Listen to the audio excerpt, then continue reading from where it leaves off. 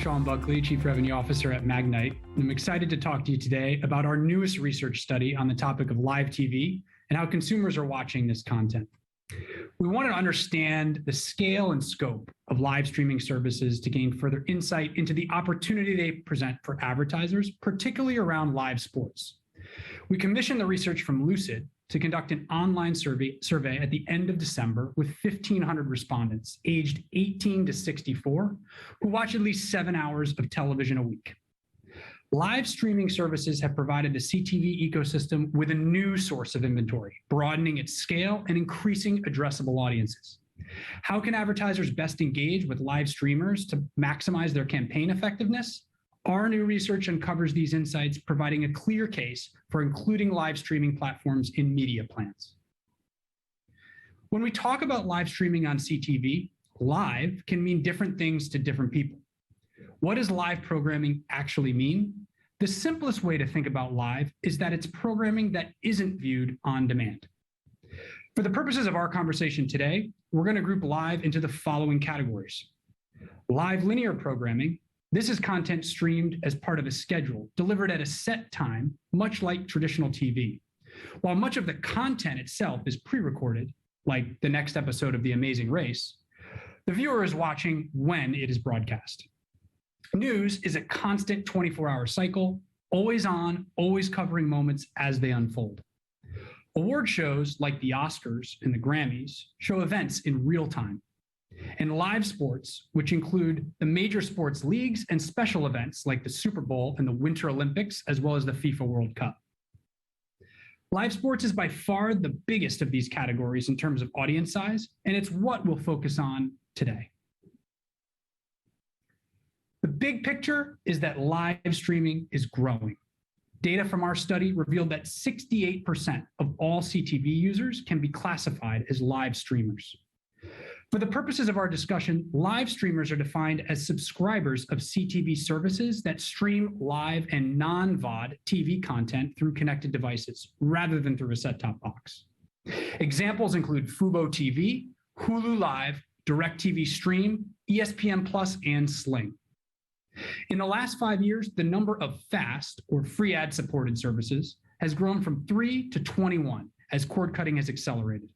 According to Variety, large channels that include a FAST option saw huge increases in average viewer counts and monthly viewing after 2 years.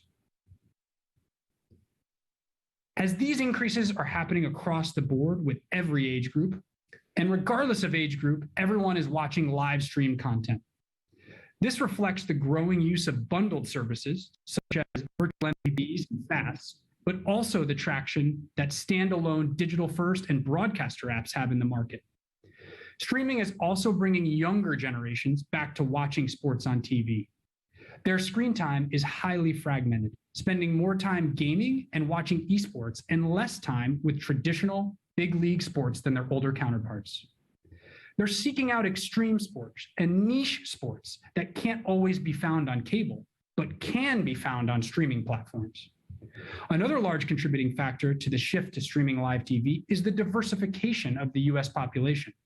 People rely on streaming platforms to watch international events and competitions that often can't be found on traditional cable networks. And so, as more services enter the marketplace and people become comfortable with getting their entertainment via CTV, we were interested in seeing if that is driving people to consider dropping their cable subscriptions altogether. 22% of cable subscribers that we surveyed said they plan to cancel their cable subscription in the next 6 months. However, the more interesting finding came when we specifically asked about access to live events.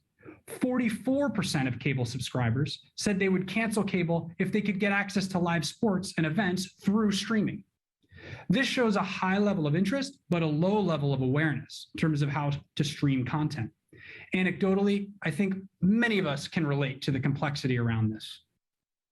There's a huge opportunity for growth with additional consumer awareness, with big implications for media owners who have a lot invested in their streaming platforms. We think we'll start to see huge promotions around the availability of live sports on streaming platforms, such as the ability for Peacock subscribers to watch the Olympics without a cable subscription. Clearly, this is an indication that more consumer education is needed to inform cable subscribers about their streaming options. Speaking of sports, let's take a look at how sports fans are shifting the way they watch their favorite games on TV. We define sports fans as people who regularly or sometimes watch sports. This does not include casual sports viewers. Live sports streamers are sports fans who stream live sports programming and who subscribe to at least one sports streaming app. A quick look at our scoreboard reveals some impressive stats. 68% of sports fans are streaming some form of live sports. Sports streamers are spending roughly 5 hours a week streaming sports, which is 30% of their total TV time. And 38% of sports streamers are watching more sports content than they did a year ago. Sports content is best viewed live, at least according to sports streamers. 70% prefer to watch sports content in the moment while it's happening in real time. This makes the live sports audience unique from an advertising perspective, as it provides the ability to reach a highly engaged audience at scale at a specific time, which also validates the CPMs attached to live. In hybrid households with both cable and CTV, sports is consumed across both linear channels and streaming platforms, and time spent watching sports is evenly split between streaming services and cable channels. Clearly, these are households that want a lot of choice for sports content. But is more better? Our data reveals that there's little to no difference in satisfaction or preference by screen for sports viewing. 67% are very satisfied with the live streaming sports experience for CTV versus 70% for cable, and watching on CTV is equally preferred. Sports streamers are using an average of 3.7 apps to watch their favorite sports, and sports viewers subscribe to 2.2 apps for the sole purpose of watching live sports. Since all of these apps are ad-supported, sports has become a key driver in AVOD adoption and expanding its reach. eMarketer predicts that digital live sports viewership will increase 30% over the course of the next 2 years. This will only grow as sports rights create a bidding war among traditional TV channels and streaming platforms, resulting in more sports content on streaming platforms. People looking for more niche sports already know how to find them on streaming platforms, especially the younger generations, who are splitting their viewing across many smaller niche sports and are increasingly seeking out global sporting events to follow. How can I talk about live sports without mentioning the big game this Sunday? We wanted to find out how many people are planning on watching the Super Bowl this year, and found that among adults who are planning to watch on TV, 48% plan to stream the game, almost as many as are planning to watch on cable. The Super Bowl is undeniably the biggest event in US sports. But what about other key tentpole events? Sports are no longer the glue that will keep sports lovers tied to cable. Among those who plan to watch, 53% plan to stream the Winter Olympics and 50% plan to stream March Madness, figures that equal or come close to cable watchers. Sports are a physical and mental activity, but it isn't just about physicality. It's also about data, stats, analysis, and getting fans excited before and after the game. All of this happens during the pregame and postgame shows, also known as shoulder content. Shoulder content provides the end-to-end viewing experience, and 87% of sports viewers watch the pregame show, with 41% frequently watching. Now that we've looked at live streaming viewer behavior and preferences, let's take a closer look at how all of this relates to advertising. We know that sports content is highly valuable for advertisers because of its unique qualities. It's both national and local.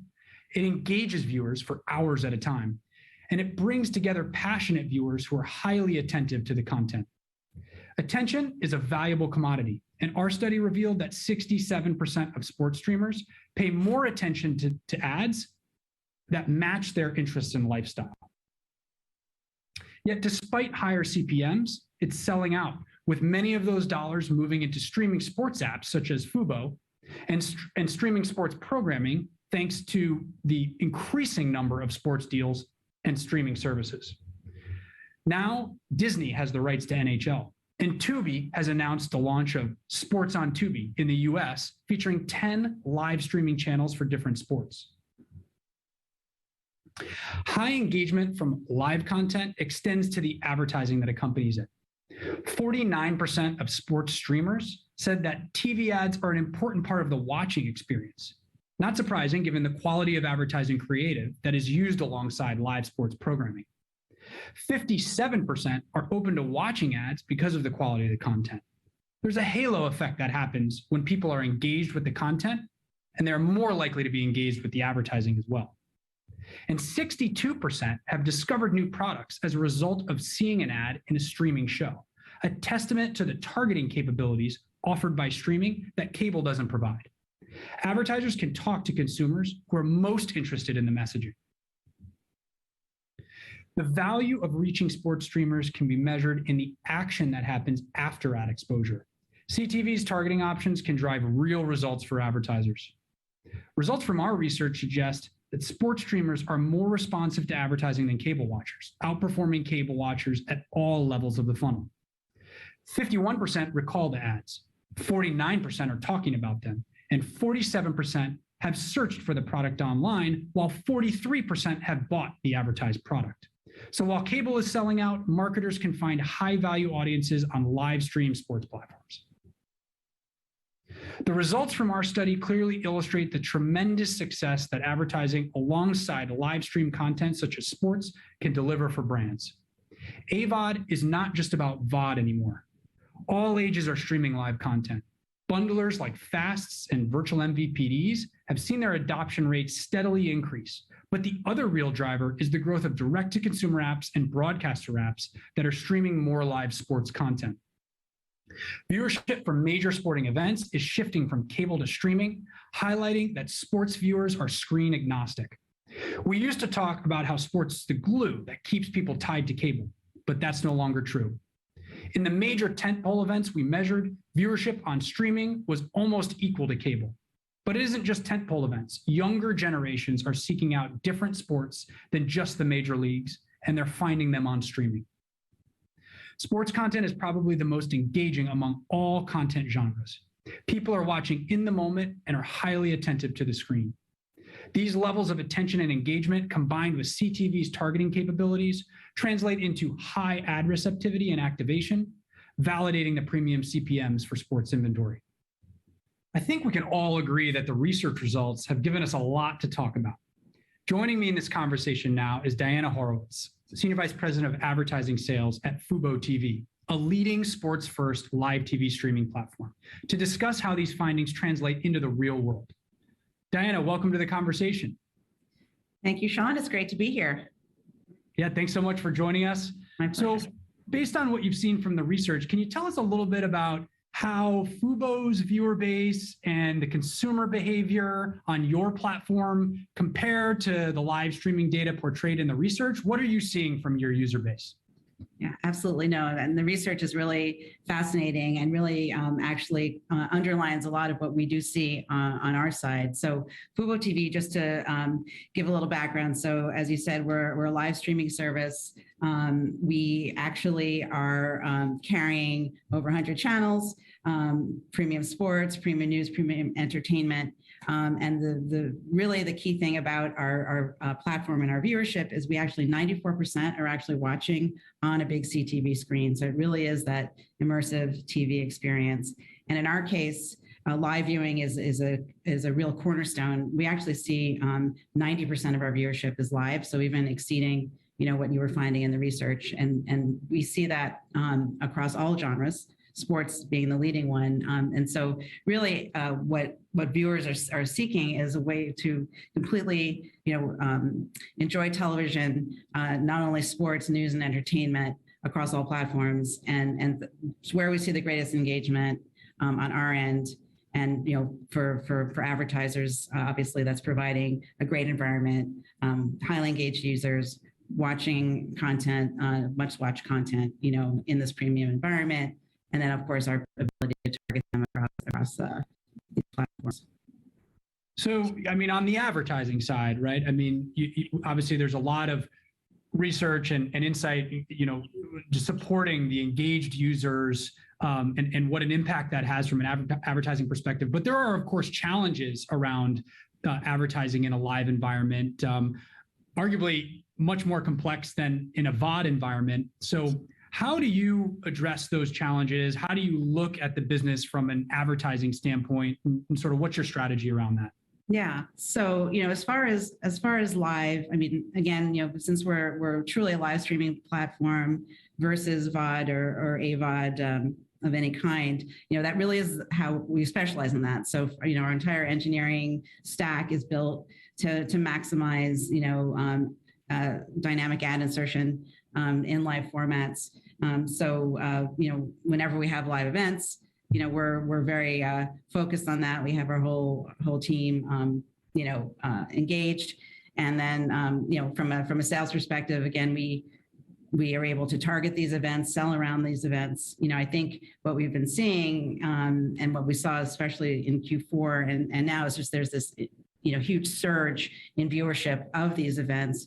And, it's really, in some senses does put a strain on the technical side and on the stack. And I would say we definitely saw in partnering with Magnite in Q4, your team really reacted to develop very quickly new technologies that enabled us to maximize all of the opportunities in live. So I think it's definitely ongoing. It's, it's one of those things, it's like a high class problem, right? We have too many viewers of live events. These are good things for the market.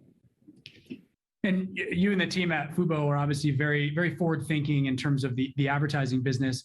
Can you talk a little bit about how data plays into this, particularly your first party data, having direct authenticated consumer relationships? How do you factor that into your advertising strategy? Yeah, absolutely. And that is, again, another cornerstone of our strategy. That is one of the great values that we do bring to advertisers is we're a fully subscription service. Every viewer is authenticated and it is a true viewer. And it does give us access to the first party data. So we're able to create, addressable, first party addressable audience segments. We partner with Magnite and LiveRamp to create those. And what this enables us to do is, really that hit the right viewer at the right time in the right content. And it's a very powerful solution. So if you're an in-market auto buyer, you can absolutely target that specific segment. If you want to reach them during a live sporting event, we have those capabilities.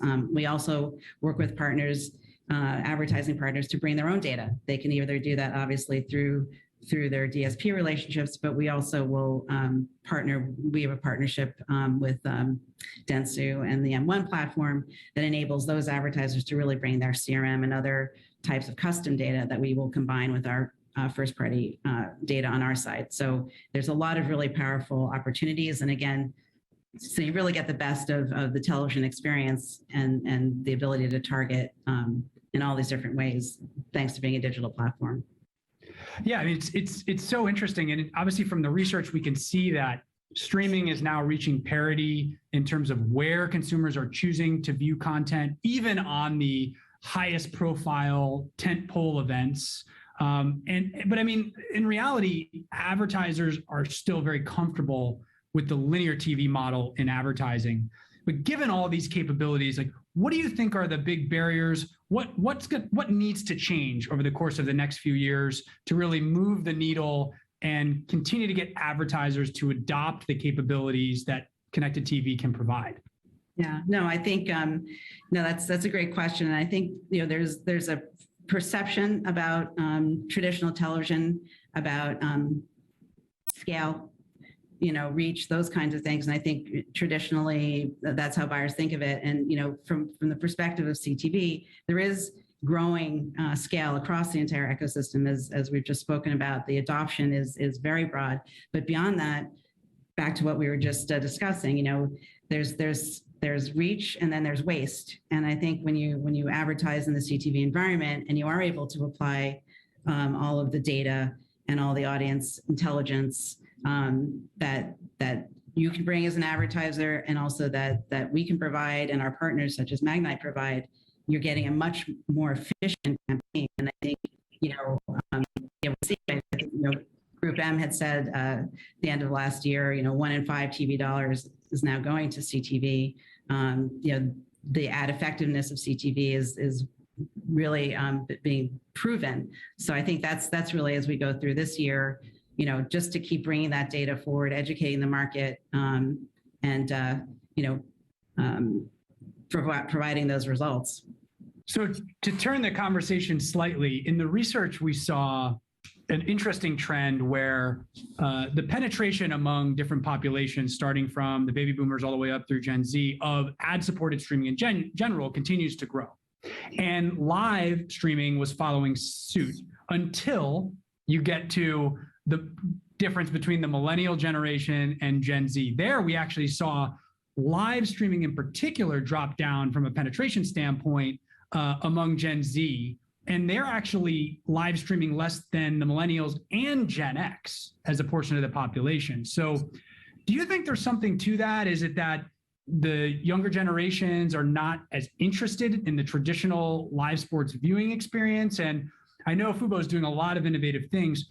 Are there things that we can do to really change and enhance the viewing experience around live sports in particular to re-engage the younger generations around that experience? What are you seeing, and what is the team at Fubo doing in that regard?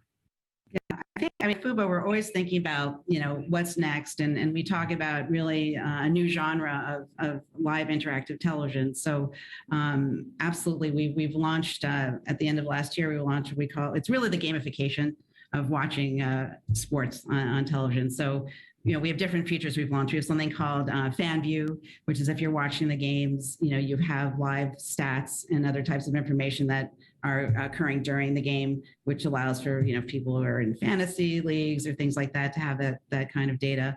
And then on our own side, we have free-to-play predictive gaming, which enables, if you're watching a match, who's going to score the next goal, all of that kind of activities that really make it more engaging for other generations who, might not, there's the lean back experience, but this is a real lean forward experience. And then, beyond that, we've launched our sports book to enable even more integration between, viewing and that kind of activity. So it's a huge priority for us to develop these different kinds of interactions with the television viewing experience. That makes a ton of sense. And as a Fubo subscriber myself, I'm excited for a lot of those innovations. Yeah.